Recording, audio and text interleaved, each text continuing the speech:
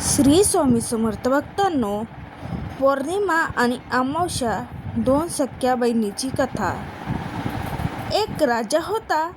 त्याला दोन मुली व एक मुलगा होता.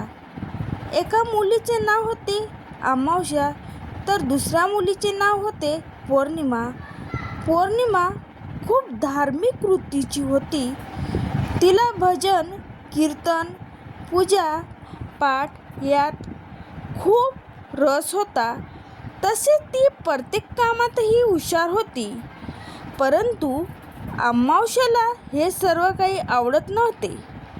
भगवंताचे नाव घेत तसेच कधी मंदिरातही जात नसे.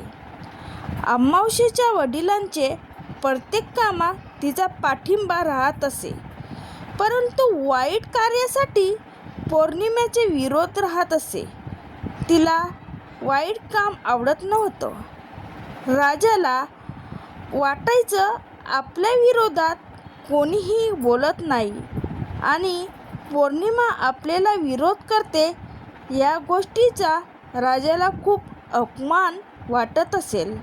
म्हणून राजा फक्त अमावस्येचे लाड करत असे आणि तिचे सर्व हट्ट पुरवत असे. पौर्णिमाला अमावस्येचे पूर्वीचे जुने कपडे घालायला द्यायचे. काही दिवसात राजाच्या मुलीचे लग्न झाले. अमावस्याला नवीन वहिनीला सुद्धा नेहमी घालून पाडून बोलत असे आणि सारखे कटकट करत असे. परंतु पौर्णिमा आपल्या वहिनीला घरकामात मदत करीत असे. देवाच्या गोष्टी गाणी सांगत असे. वहिनीला घेऊन मंदिरात जात असे. म्हणून पौर्णिमा वहिनीच्या तसेच भावाची ही लाडकी होती. एकदा राजाला राणीने सांगितलं, राजा आता आपल्या मुलीवर उपकार झाले आहेत, तेव्हा त्यांच्यासाठी स्थळे शोधावी लागणार आहे. पौर्णिमाला देवाच्या मंदिरात जाणे, भजन कीर्तन करणे, पूजापाठ करणे यात फार आवडायचे. तर तिला एखादी गरीब घराण्यातच द्या, कारण खूप श्रीमंत लोकांच्या घरी दिलं तरीही तिचे भिकारी चाळे काही सोडणार नाही आणि आपलीच बदनामी होईल. त्याशिवाय ती गरिबाच्या घरी बरोबर जमून घेईल. श्रीमंताच्या घरी तिला जमून घेणे अवघड होईल. म्हणून गरिबाच्या पदरातच तिला टाकून द्या. परंतु आपली अमावस्या कशा मोठ्या घरात शोभून दिसेल. तिचे वागणे, बोलणे, उठणे, बसणे सर्व काही उंच आणि रुबाबदार राजालाही शोभेल असेच आहे. त्याशिवाय तिला घरकाम येत नाही. म्हणून तिला एखाद्या राजाच्या राजकुमाराला द्या, म्हणजे तिथे बरोबर जुळवून घेईल. राजाने आपल्याला पत्नीने हे म्हणणे ऐकले आणि मुलीसाठी स्थळ शोधायला निघाला. पौर्णिमेसाठी त्याने एका झोपडीत राहणाऱ्या गरीब व्यक्तीची निवड केली. तर अमावस्येसाठी त्याच्या गावातल्या राजाचा मुलगा त्यांना निवडला. दोघांची लग्नाची बोलणी करून राजा घरी परतला. राणीला त्याने सर्व सांगितलं की राणी हे ऐकून खूप खुश झाली. थोड्या दिवसात दोन्ही मुलींचा विवाह एकाच मांडवात थाटामाटात पार पडला. पाठवण्याच्या वेळी अमावस्याला तिच्या आईवडिलांनी खूप धनसंपत्ती दिली. परंतु पौर्णिमाला काही दिलं नाही आणि सांगितलं की तू खूप देवदेव करतेस ना, तर पाहू तुझा देव तुला काय देतो. इतके दिवस इकडे आरामात होतीस, आता सासरी गेली की कळेल, नुसते देवदेव करून काही होत नाही असे म्हणून दोघीचीही पाठवणी केली. इथे अमावस्या अगदी सुखात, ऐश्वर्यात आणि वैभवात होती आणि त्यांच्या हाताखाली खूप सारे नोकर चौकर होते. फक्त तिने काही इशारा केला की ते काम लगेच पूर्ण होत असे. परंतु इकडे पौर्णिमाच्या घरात 18वीं दरिद्र नांदत होते. एक वेळ खाल्लं तर दुसऱ्या वेळी खाण्याची चिंता लागत असे. दिवस रात्र कष्ट करून दोघी पती पत्नी कसे तरी दिवस ढकलत होते. त्यात 8 वर्ष निघून गेली. आता अमावास्येला आणि पौर्णिमाला दोघांनाही 2-2 मुलं झाली. इतक्या वर्षानंतरही पौर्णिमाच्या परिस्थितीत काही बदल झाला नाही. त्यात आई वडीलही गेले. तसाही तिला आई वडिलांचा कोणताही आधार नव्हता. एकदा अमावास्येने तिच्या पतीच्या इच्छेखातर घरामध्ये मोठी पूजा ठेवली. तिने संपूर्ण गावाला आमंत्रण दिलं. तिची सख्खी बहीण गावात असूनही तिला बोलवलं नाही. ती गरीब आहे, ती आली तर माझी मान खाली जाईल असे तिला वाटले. परंतु पौर्णिमाला देवाधर्माची खूप आवड होती. त्या संपूर्ण गाव अमावास्येच्या घरी जाऊ लागले. पौर्णिमा बाहेरच बसलेली होती. तिच्या शेजारच्या स्त्रीने विचारलं, तू आज पूजाला येत नाही का? तुझं तर सख्ख्या बहिणीकडे पूजा आहे. तू तर प्रत्येक ठिकाणी पूजेसाठी हजर असते. मग इथे तर तुला यावंच लागेल ना. पौर्णिमाने विचार केला की मोठी पूजा, तिची तयारी, किंवा तिला वाटले असेल बहीण आहे तर तिला कशाला आमंत्रण घ्यायचं, तर आपणही कशाला मानपान घेत बसायचं. तसे देवीचं काम आहे. मी गेल्याने आपल्याला कमीपणा थोडेच येणार आहे असा विचार करून ती आपल्या पतीला आणि मुलांना घेऊन अमावास्येच्या घरी गेली. तिने परंतु तिच्याकडे लक्ष दिलं नाही. एका नोकराकडून तिला निरोप पाठवला की तुला बोलवलं नाही, मग तू निर्लज्जसारखी का आली आहेस? तर गुपचाप एका कोपऱ्यात आता बस, राहा. घरात इकडे तिकडे पाहू नकोस, नाहीतर माझ्या वैभवला, माझ्या ऐश्वर्याला तुझी नजर लागेल. नोकराने असा निरोप पौर्णिमाला दिला. तिला फार वाईट वाटलं, परंतु तू काहीच बोलली नाही.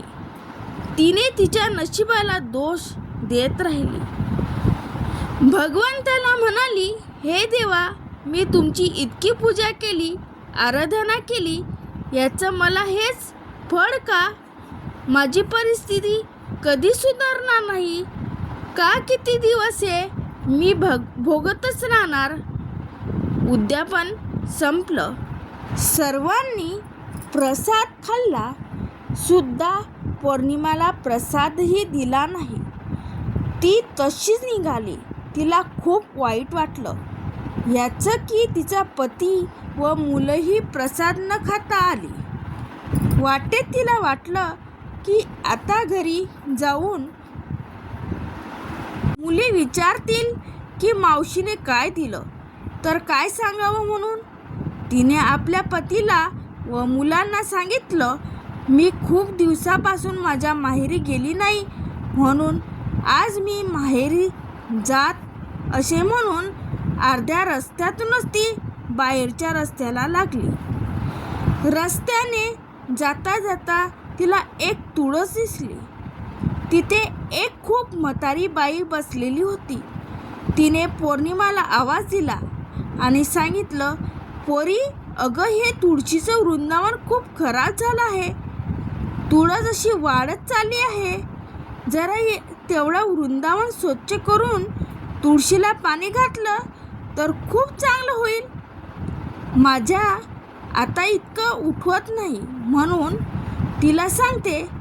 पोरगी पौर्णिमाने लगेच संपूर्ण वृंदावन स्वच्छ केलं, धुवून टाकलं आणि तुळशीला पाणी टाकलं. सर्व परिसरही स्वच्छ केला आणि जाण्यास निघाली. तर म्हातारीने विचारलं, कुठे निघालीस तू? ती म्हणाली, मी माहेरी जात आहे, उद्या लगेच परत येईल.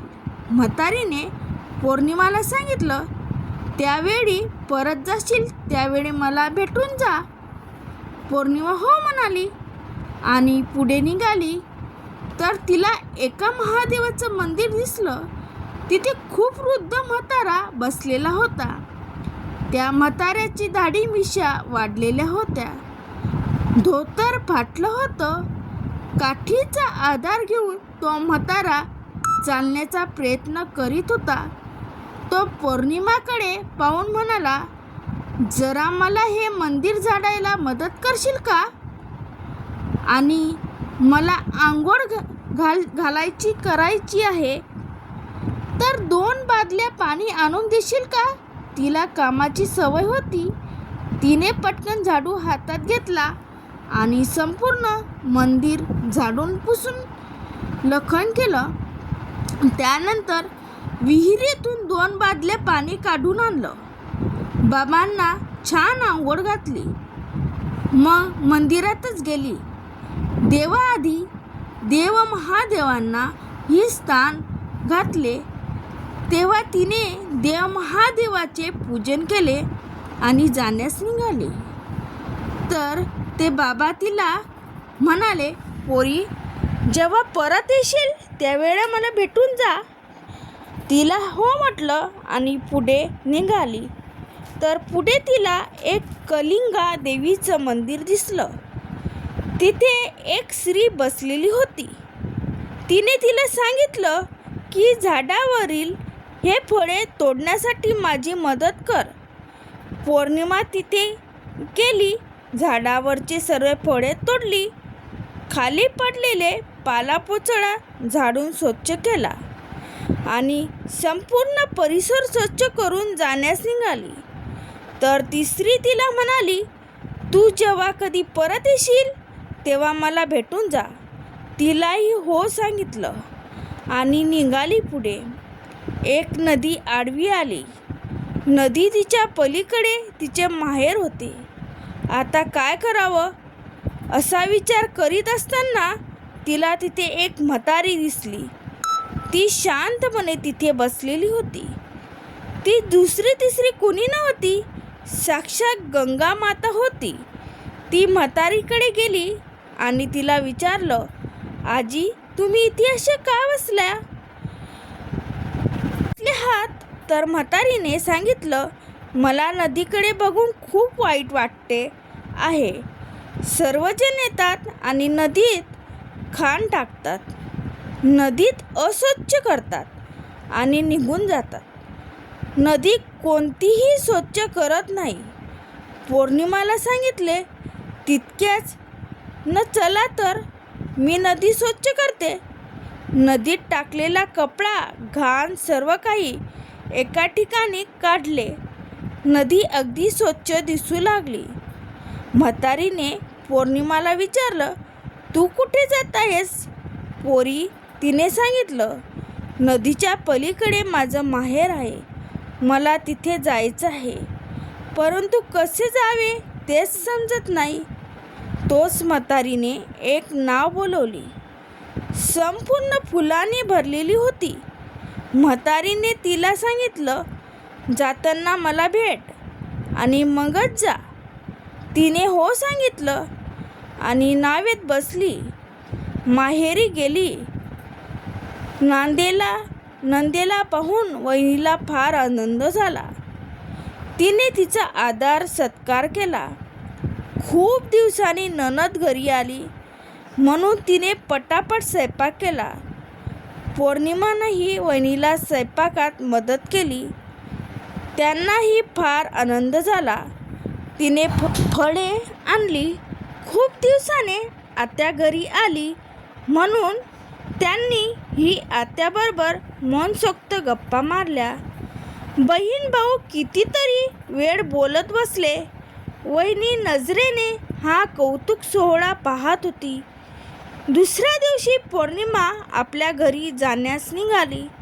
तर तिच्या वहिनीने तिला भरपूर खाऊ आणि मिठाई बरोबर दिले आणि एक लाल रंगाची साडी नेसायला दिली. ती भरल्या मनाने वहिनीला आशीर्वाद देऊन सासरी जाण्यास निघाली. नदीकडे आली तर तिथे ते फुलांची बोट हजरच होती. ती बोटीत बसली आणि नदीच्या पलीकडे निघाली. त्या म्हातारीने तिला एक गोठडं दिलं आणि सांगितलं, यात काही वस्तू आहे. माझ्याकडे पडले आहेत. आता मी एकटीच आहे. याचं काय करावं म्हणून तूच घेऊन जा, परंतु घरी गेल्यानंतरच गोठडी उघड. असे म्हणून म्हातारी निघून गेली. पौर्णिमा पुढे निघाली तर तिला कालिका देवीच्या मंदिराकडे ती स्त्री दिसली. तिनेही तिला एक गाठोडं दिलं. तिने एक मोठी टोपली घेतली. त्या तीनही गाठोडे ठेवले आणि डोक्यावरती घेऊन ती निघाली. पुढे गेली तर देवाचं देव महादेवाचं मंदिर. बाहेर तो म्हातारा बसलेला दिसला. त्याने एक मोठं गोठोडं बांधून ठेवलं होतं. ते गोठोडं आणि पुढे निघाली. पुढे गेल्यावर ती तुळशीपुढे ती म्हातारी दिसली. तिनेही एक गोठोडं असं दिलं. असे 5 गोठोडे घेऊन ती घरी गेली. सर्वात आधी तिने माहेरचं गोठोडं उघडलं. त्यात मुलांसाठी खाऊ आणि मिठाई होती. ती मुलांना आणि पतीला दिली आणि नवीन कपडेही होते. आता तिने नदीवरती असलेल्या आजीबाईंनी दिलेले गाठोडं उघडले तर त्यात सर्व उंची वस्त्र, तिथे सुंदर सुंदर साड्या होत्या. सर्व सौभाग्याचा अलंकार होतं. सुका मेवा होता. आता तिने 3रं गाठोडं उघडलं जे साक्षात महादेवांनी तिला दिली होती. त्या गोठोड्यात खूप धनसंपत्ती, पैसा अडका होता. त्याशिवाय आनंद, सुख आणि समाधानी होते. सर्वांचं हृदय भरून आलं. सर्वांच्या चेहऱ्यावरती ते सुख आणि समाधान पसरलं. आता तिने तुळस मातेने दिलेले गाठोडं उघडलं तर त्यात धान्याच्या राशी होत्या.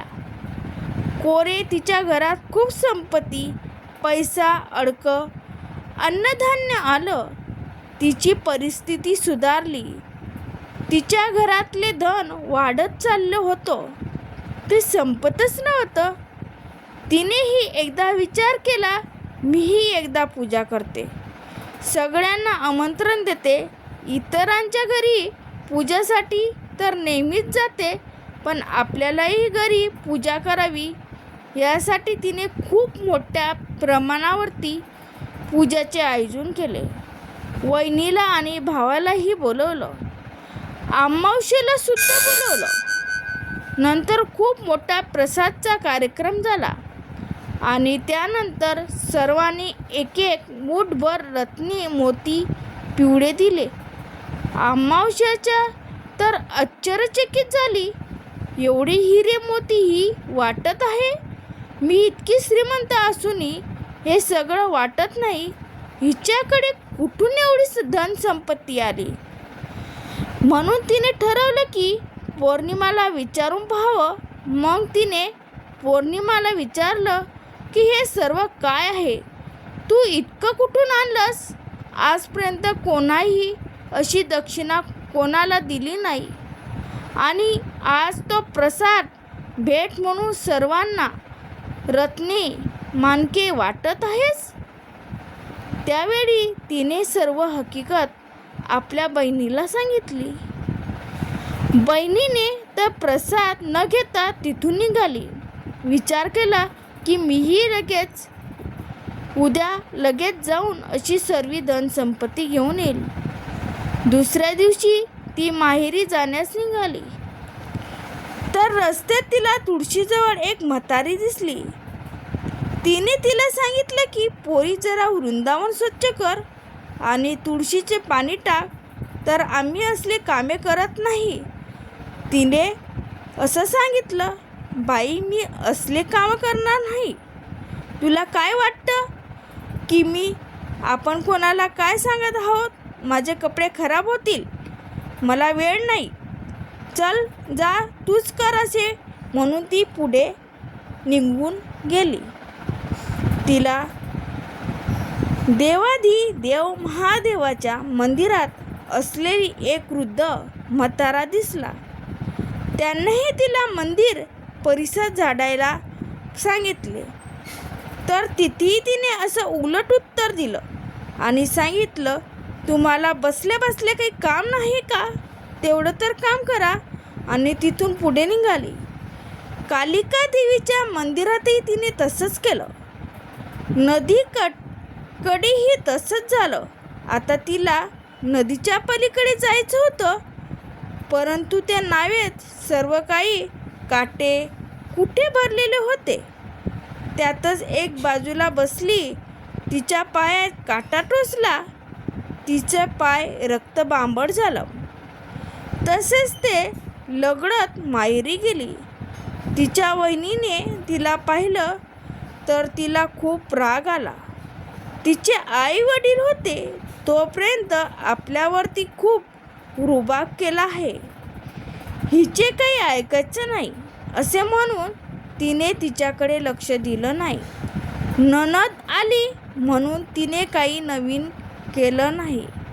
घरात रोजचा स्वयंपाक केला, रात्र कशीबशी काढली आणि दुसऱ्या दिवशी घरी जाण्यास निघाली.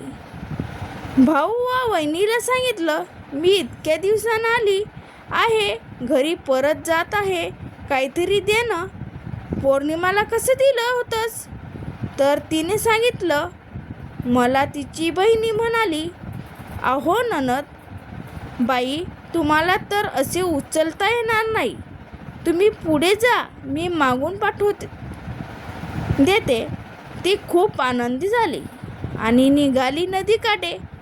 म्हातारीले तिने सांगितलं, आजी तुम्ही पौर्णिमाला कसं गाठोडं दिलं होतं, आता मलाही द्या. तर म्हातारीने सांगितलं, तुला कामाची सवय नाही, तिथे ओझं कसं उचलणार, मी तुझ्या घरी पाठवून देते.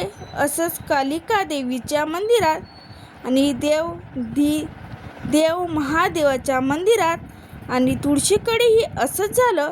ते ऐकून खूप आनंदाने घरी आली. तोपर्यंत तिचा नोकर 5 गोठोडं घेऊन आलं तर त्यात माती होती. नदीवरचा गठोडं उघडलं तर त्यात काटे, नदीतली घाण आणि कचरा होता. कालिका देवीच्या मंदिरातली गोठोडं उघडलं तर त्यात सांडलेली फळ आणि काटे कुठे होते. आणि देव महादेवाच्या मंदिरात गाठोडं उघडलं तर त्यात साप आणि विंचू होते. तर तुळशीचे गाठोडं उघडलं तर त्यात दगड कोणते होते हे सर्व पाहून तिने कपाळाला हात लावला. तर स्वामी भक्तांनो, आज आपल्याला कितीही त्रास असेल, दुःख असेल, तर धर्माचा आणि सत्याचा मार्ग सोडू नका. जे धर्माच्या आणि सत्याच्या मार्गावरून चालतात, देवता त्यांची परीक्षा पाहतात. त्यांना शेवटी त्यांचा गोड फळ मिळतच. या उलट आपल्या धनसंपत्तीचा, पैशाचा गर्व करताना इतरांनाही त्रास देतात. शेवटी त्यांच्या नशिबी माती आणि दगड काटेकुटे असतात. म्हणून लक्षात ठेवा, नेहमी आपले कर्म चांगलं असले पाहिजे. आपला जसं कर्म असतं तसं आपल्याला फळसुद्धा मिळतं. असं जसं पौर्णिमाला तिथे चांगलं फळ मिळालं आणि अमावास्येला तिचं वाईट फळ मिळालं. ही कथा तुम्हाला कशी वाटली? तुमची प्रतिक्रिया आम्हाला नक्की कळवा. व्हिडिओ आवडला असेल तर व्हिडिओला लाईक करून चॅनलला सबस्क्राईब करा. कमेंट बॉक्समध्ये श्री स्वामी समर्थ लिहायला नक्की लिहा. धन्यवाद. श्री स्वामी समर्थ.